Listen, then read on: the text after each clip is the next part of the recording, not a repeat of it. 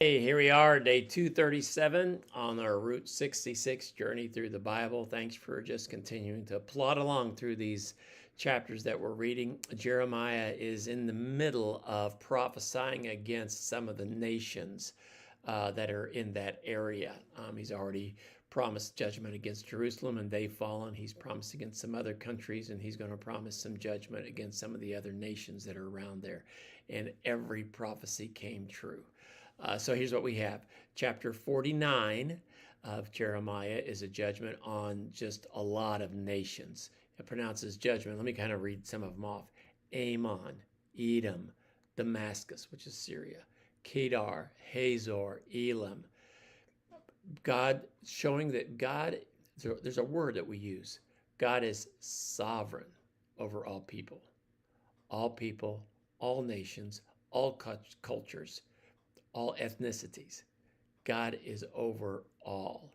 And when people rebel against him and turn against him and start doing the wrong things, God is going to bring judgment against them. And he used Babylon at this particular time in history to be his hand of judgment. God does not all, and that's one of the things that some of the prophets couldn't understand, why God would use an evil kingdom to judge his own people. Why?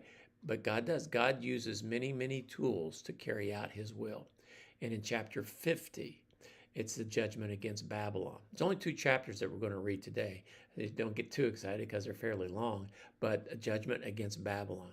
Even though God used Babylon to do his righteous judgment against Judah and many of the other nations, he is also going to destroy Babylon because of their immorality and their pride and what they were doing.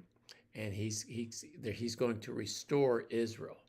And so when you look through the span of human history, you see the ups and downs of nations.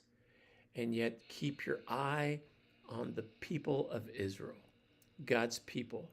As a people, as an ethnic group, as a nation, as a religious community, because they are God's chosen people. Now, when we accept Jesus Christ as our personal Savior, we can call ourselves as well his chosen people, even though we may not have Jewish ancestry. But keep an eye on God's people. But this chapter 50 is the judgment that's going to be against Babylon.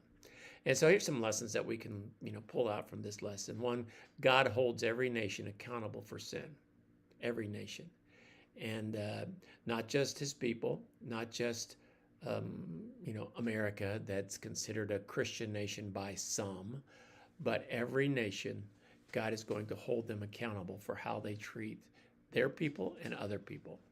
And the second lesson, God is sovereign over history. He raises up nations and he lowers nations. He brings them up and he brings them down. Empires, nations, countries, continents, God is in control of everything. And a lot of what God does to the world empires and the world geography, political geography, is how they've reacted and what they've done to him and to his people. A third lesson, even in judgment, God promises hope and God promises restoration. Whoever from any nation will turn to him, God will accept. Even in an atheistic country, you think about places like North Korea, Russia, some of the other countries that have denied God and turned against God and persecuted believers in God. Anybody in that country that came to him, he would accept. And even in judgment, God is merciful, and there is always hope when there's God, and God is always there.